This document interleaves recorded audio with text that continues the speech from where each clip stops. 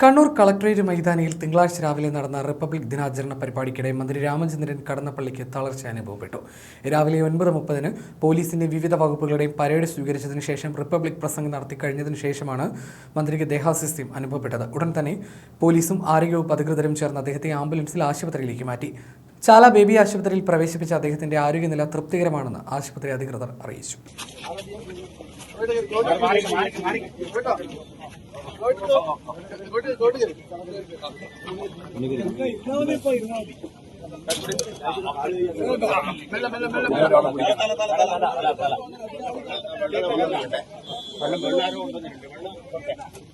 വെള്ളമില്ലേ?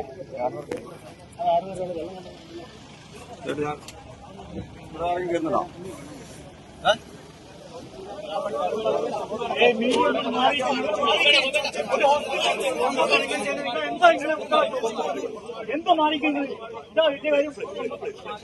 ഒരു ഹോസ്പിറ്റലിൽ പെട്ടെന്ന് എത്തുന്ന കേസ് ഇത്ര ഇതായിട്ട് നിൽക്കാന്ന് പറഞ്ഞാൽ